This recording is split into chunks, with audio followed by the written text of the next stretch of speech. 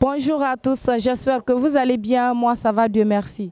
Alors, aujourd'hui, nous sommes avec l'émission Aya Santé. Cette émission qui se passe sur Aya TV, qui vous parle des différentes maladies, des causes, des conséquences, des moyens de lutte, des préventions. Nous sommes à l'hôpital régional de Kankan. Tout de suite, on va recevoir comme invité Dr Camara qui va sûrement nous parler du diabète, des causes, des conséquences et toutes les questions liées à cette maladie. Je suis Sarana Tomankieta, présentatrice de cette émission Aya Santé. Bonjour à tous. Aujourd'hui, nous sommes avec Dr Camara. Il va se présenter et nous dire quelle est sa fonction. Bonjour, monsieur. Bonjour, mademoiselle. Bon, c'est Dr Ansoumane Camara, le médecin-chef du service de diabétologie de l'hôpital régional de Kankan. D'accord. Déjà, comme sa fonction l'indique, aujourd'hui, nous allons essayer de parler d'une maladie très répandue qui est le diabète. Docteur Camara, qu'est-ce que c'est que le diabète? Le diabète, c'est une maladie chronique. Étant une maladie chronique, c'est-à-dire une maladie de longue durée qui est due à une élévation excessive du sucre dans le sang. Et cette élévation excessive du sucre dans le sang est liée au fait qu'il n'y a soit pas de production de l'insuline ou l'insuline est produite mais elle ne fait pas d'effet. Et donc quand ces deux situations se rencontrent, on parle de diabète. J'espère que vous avez compris avec attention toutes les questions préliminaires liées au diabète. Alors, quelles sont les causes de cette maladie? Voilà, pour parler des causes du diabète, il m'a même fait une petite classification. Vous avez en gros 3 grands types de diabète. Vous avez le diabète de type 1, vous avez le diabète de type 2 et vous avez les autres formes du diabète. Lorsque vous prenez le diabète type 1, comme je le disais tantôt à l'entame de mes propos, le diabète de type 1 est dû en gros au fait qu'il n'y a plus de sécrétion d'insuline. Et ce manque de sécrétion d'insuline va provoquer le diabète, puisque c'est l'insuline qui fait que l'organisme utilise le sucre. Et s'il n'y a pas d'insuline, ça veut dire que le sucre ne va pas être utilisé. Et finalement, le diabète va se manifester. Et pour ce type-là, pourquoi il n'y a pas de sécrétion d'insuline? Le manque de sécrétion d'insuline est dû au fait à une maladie qu'on va avoir à l'enfance, c'est-à-dire les maladies qu'on appelle les maladies immunitaires. Ces maladies immunitaires vont agresser le pancréas et entraînant la destruction de la petite partie du pancréas qui produit de l'insuline. Et une fois que cette partie est détruite, finalement, il n'y aura plus de sécrétion d'insuline. Et donc, on va appeler ça, c'est pourquoi avant on les appelait des diabètes de type insulinodépendant. C'est-à-dire ici, là, il n'y a pas de sécrétion d'insuline. Et puisqu'il n'y a pas de sécrétion d'insuline, finalement, le diabète va se manifester. Ça, c'est le type 1. Maintenant, le type 2, ça, cette fois-ci, ce n'est pas lié à un problème de maladie. Cette fois-ci, c'est lié à un certain nombre de facteurs. Mais les facteurs les plus déterminants, c'est le comportement de l'homme. 1, la mauvaise alimentation. C'est le fait de prendre trop les aliments trop sucrés, trop gras, et le manque d'activité physique, le fait qu'on reste sédentaire longtemps. Ça c'est le facteur comportement. Maintenant, au-delà de ces facteurs comportement, vous avez l'hérédité. Le fait d'être issu d'une famille où vous avez un papa qui est diabétique, une maman qui est diabétique, bon, ça ne fait pas X facteur diabétique, mais ça peut vous exposer à développer le diabète. Ça fait comprendre. Et l'autre paramètre aussi, c'est l'âge. Il est démontré scientifiquement qu'une fois à partir de l'âge de 40 ans, on commence à être exposé au diabète de type 2. C'est-à-dire à partir de 40 ans, 50 ans, 60 ans, on commence à être exposé au diabète de type 2. Est-ce que vous voyez? Donc si je vais me résumer, le premier, vous avez le diabète type 1, ça c'est dû à des maladies. Des maladies de l'enfance qui vont, des maladies immunitaires qui vont détruire les îlots de l'ingérence au niveau du pancréas. Finalement, la sécrétion d'insuline va baisser. Et l'autre, c'est dû à une multitude de paramètres, de facteurs, dont le facteur le plus primordial ici, c'est le comportement de l'homme, c'est-à-dire l'alimentation, la mauvaise alimentation et le manque d'activité physique. Alors, ça, c'était en quelques mots les causes de cette maladie. Alors, quelles sont les conséquences de ce diabète? Alors, le diabète, une fois qu'on l'a, il faut retenir que le diabète, on le soigne, mais on ne guérit pas. On doit vivre avec la maladie jusqu'à la fin de notre vie. Maintenant, s'il n'est pas aussi soigné, il a des conséquences très fâcheuses. Notamment, un diabète mal soigné va entraîner une atteinte de la petite circulation, c'est-à-dire des petits vaisseaux de l'organisme, tels que les vaisseaux de l'œil, les vaisseaux de rein et les vaisseaux des petits nerfs. Les nerfs, est-ce que vous voyez? Ce qui va entraîner ce qu'on appelle une rétinopathie. Et ces personnes, vous allez voir, ils vont avoir des difficultés de vision, de voir les gens.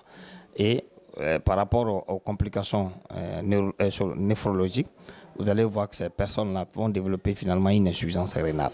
Est-ce que vous voyez? Et quant aux nerfs, c'est des personnes qui vont présenter ce qu'on appelle les neuropathies. Vous allez voir, ces personnes-là vont vous dire, ah, souvent mon pied chauffe, souvent ça me pique, ou parfois même, au niveau de la maison, ça ne fonctionne plus bien. Je suis en dysfonction érectile. Est-ce que vous voyez? Donc tout ça, c'est des complications du diabète. Mais ça, c'est lorsque le diabète va s'attaquer aux petits vaisseaux. Maintenant, une fois après ça, le diabète va s'étendre maintenant aux gros vaisseaux. Parmi les gros vaisseaux, le premier, ça va être les vaisseaux du cœur. Il va chercher à boucher certains vaisseaux du cœur et entraîner ce qu'on appelle des maladies, certaines atteintes du cœur. Et il peut attaquer aussi au niveau du cerveau et entraîner ce qu'on appelle de l'accident vasculaire cérébral, les AVC.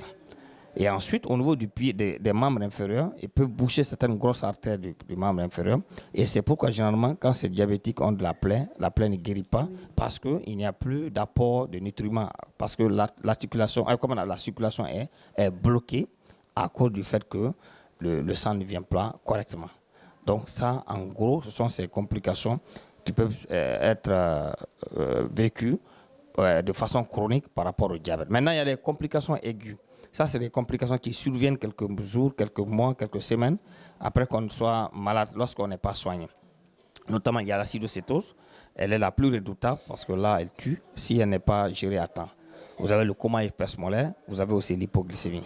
Ça, c'est des complications liées à la mauvaise gestion du diabète. Et est-ce qu'il y a une prise en charge pour le diabète? Oui, il y a une prise en charge pour le diabète. Une fois qu'on est diabétique, vous êtes pris en charge. La première prise en charge, c'est d'abord des conseils nutritionnels. On va vous dire de manger correctement, notamment avoir une alimentation équilibrée. Donc, avoir une alimentation équilibrée et faire en sorte d'avoir les 3 repas réguliers par jour à des heures fixes. Éviter les aliments trop sucrés, les aliments trop gras et manger moins salé.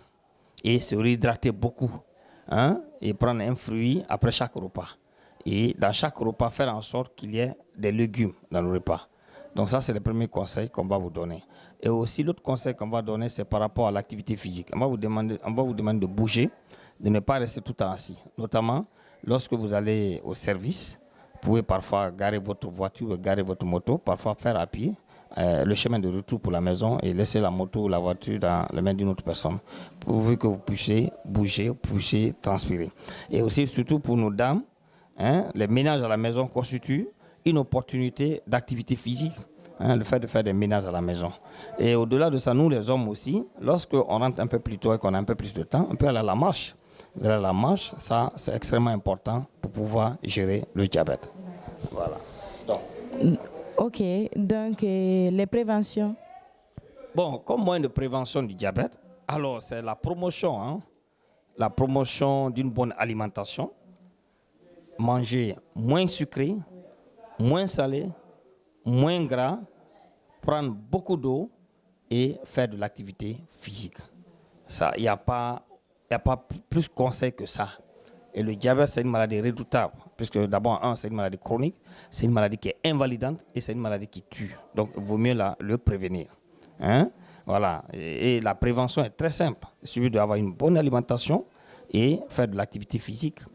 Et c'est tout. Et souvent aussi, une fois qu'on atteint l'âge de 40 ans, même si ce reste que 2 ou 3 fois dans l'année, allez vous contrôler votre glycémie parce que on peut être diabétique sans le savoir durant 5 ans, 10 ans. Donc, une fois que vous testez, on peut vous dire très tôt si vous êtes diabétique ou si vous ne l'êtes pas. D'accord. Merci beaucoup, Dr Camara, pour ces quelques éclaircissements. Alors, bientôt le mois de Ramadan. Donc, quel conseil pouvez-vous donner ici à ces gens qui nous regardent pour que ce mois se passe dans les meilleures conditions, sans maladie grave? Le premier conseil que je m'en vais donner, c'est d'abord, si vous êtes diabétique, venez consulter votre médecin. Et votre médecin va voir votre situation. En fonction de votre situation, il va vous dire si vous pouvez gêner ou vous ne pouvez pas gêner, ou si vous avez besoin d'accompagnement. Ça, c'est le premier conseil. Le deuxième conseil, pour ceux-là qui doivent gêner, je leur dirais de faire tout, garder une alimentation équilibrée. Faire en sorte que les 3 repas qu'on a l'habitude de prendre lorsqu'on n'est pas à jeun, maintenir les trois repas. En faisant comment? Vous allez prendre votre rupture de jeûne, ça c'est le premier repas. Il faut que ça soit un repas un peu plus liquide, que ce soit un peu de repas liquide, la bouillie, le bouillon, du café. Voilà, ça c'est bien, mais pas de sucre. Est-ce que vous voyez? Et après ça, vous allez à la prière. Au retour de la prière, vous prenez un repas consistant. Ça devient votre deuxième repas.